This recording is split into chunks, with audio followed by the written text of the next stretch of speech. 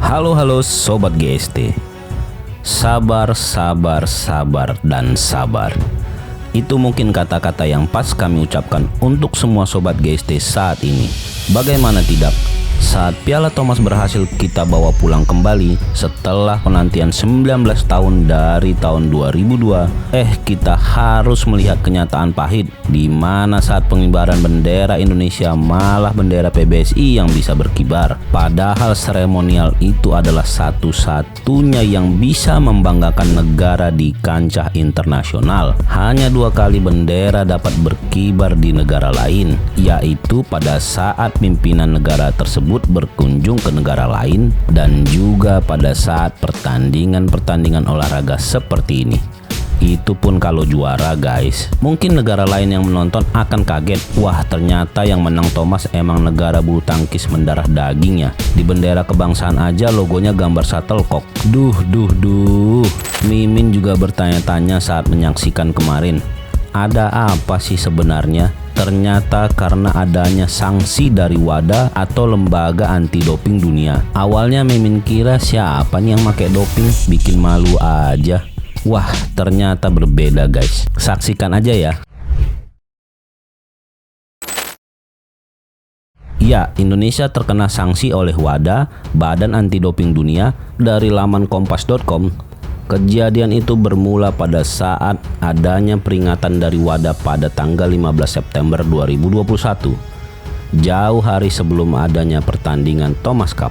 Indonesia dan 7 negara lainnya mendapat peringatan tersebut, antara lain Jerman, Belgia, Rumania, Korea Utara, Thailand, dan Montenegro. Sebelum menjatuhkan sanksi tersebut, WADA telah mengirim pemberitahuan pada tanggal 15 September. Dalam hal ini, LADI adalah lembaga anti doping Indonesia yang tidak patuh terhadap aturan karena tidak mengirimkan sampel uji doping pada 2020-2021 seperti yang ditetapkan dalam tes doping plan. Dalam suratnya, WADA memberi tenggat waktu selama 21 hari kepada Indonesia dan 7 negara lainnya untuk mengklarifikasi klaim ketidakpatuhan tersebut. Setelah 21 hari, ternyata hanya Jerman, Belgia, Montenegro, Rumania yang mengirim klarifikasi kepada WADA. Di sisi lain, Indonesia, Thailand, dan Korea Utara tidak memberi jawaban. Akhirnya pada 7 Oktober 2021, akibat tidak memberi klarifikasi hingga tenggat waktu yang ditentukan, Indonesia pada akhirnya harus menerima sanksi dari WADA. Mau tahu sanksinya antara lain?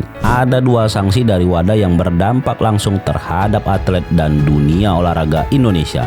Yang pertama, Indonesia dilarang menjadi tuan rumah kejuaraan di tingkat regional, kontinental, ataupun internasional. Yang kedua, Indonesia dilarang mengibarkan bendera merah putih di kejuaraan internasional kecuali Paralimpiade dan Olimpiade. Sanksi di atas harus diterima Indonesia selama 1 tahun hingga WADA mencabut sanksinya. Begitulah beratnya sanksi yang harus diterima Indonesia hanya karena hal yang sepele guys. Cuma ngirim sampel. Terkait hal tersebut, tim GST coba menelusuri bagaimana sih penjelasan LADI terkait hal ini. Ternyata hal tersebut sudah dijawab di laman kompas.com. Menurut Wakil Ketua LADI, Dr. Reza Maulana, bahwasannya hal tersebut terjadi karena adanya miskomunikasi. Menurut Reza, LADI tidak memenuhi target tes doping tahunan karena terkendala pandemi COVID-19. Sebenarnya LADI berencana mengambil 300 tes doping pada tahun 2021. Namun saat ini capaian maksimum tes doping di kuartal pertama dan kedua baru mencapai 72 sampel saja guys. Terhadap hal tersebut, Kemenpora telah mengirimkan surat klarifikasinya kepada WADA, sehingga harapannya perlu adanya penjatuhan sanksi. Namun ternyata tetap saja diberikan sanksi ya guys. Hal tersebut yang membuat netizen mengkritisi. Emang Indonesia nggak punya atlet ya? Cuma 72 sampel doang. Padahal dari sepak bola aja kita bisa punya ratusan atlet. Ya memang sih, berdasarkan surat klarifikasi Kemenpora ke WADA, mereka beralasan bahwa LADI berencana mengirim 700 sampel susulan ke WADA setelah Pekan Olahraga Nasional di Papua. Ya telat lah bosku. Kan sudah terjadi kemarin. Ya kemarin kemana aja? Di semester 1 diam-diam baik. Alasannya sih karena pandemi. Emang yang kena pandemi cuma Indonesia aja ya? Ya walaupun ada 3 negara lainnya tidak mengirimkan sampel juga ya. Namun kan ada negara lain yang bisa kirim. Kenapa mereka bisa? Kemarin bendera China, Denmark, dan Jepang berkibar kokoh walaupun bukan di tempat pertama. Justru Indonesia yang harus berkibar lebih tinggi. Diganti sama bendera PBSI. Waduh. Sayang banget ya. Wajar ya netizen berang dengan hal ini. Maklum Pak Kemenpora dan Ladi. Hal ini tentunya jadi pertanyaan keseriusan kepengurusan di negara ini. Saat dimana atlet berjuang mati-matian untuk negara, tapi hal ini berbanding terbalik dengan pengurus-pengurusnya. Jangan cuma mau prestasinya aja dong Pak. Disupport dong atlet-atlet kita. Hal-hal seperti ini kan juga harus diperhatikan. Dan kita di sini cuma kasih saran masukan ya, nggak ada maksud lain agar ke depan semakin baik. Kemenpora seharusnya mengawal hal ini agar hal memalukan ini tidak terjadi. Dan petinggi-petinggi negara juga harus bersikap tegas atas kelalaian ini. Namun apapun itu, kami berharap agar perbaikanlah yang kita cari, bukan tuduh-tuduhan. Salah satu atlet kebanggaan kita, Taufik Hidayat, sempat mengutarakan kekecewaannya, bahkan sampai geram guys. Ada apa dengan Ladi dan pemerintah kita, khususnya Menpora Koni dan Koi? Kerjamu selama ini ngapain aja? Bikin malu negara Indonesia aja, tulis Taufik Hidayat di akun Instagramnya. Hal ini juga diutarakan saat wawancara dengan TV One. Ya wajar sih ya warga negara berang. Bagaimana tidak? Setidaknya terdapat 6 ajang olahraga internasional yang dijadwalkan digelar di Indonesia dalam 1 tahun ke depan. 3 diantaranya adalah kejuaraan bulu tangkis Indonesia Master, Indonesia Open, dan BWF World Tour Final. 3 lainnya adalah kejuaraan basket Asia, Piala Asia Basket Bola Putri U17, dan balap motor World Superbike. Formula E gimana ya?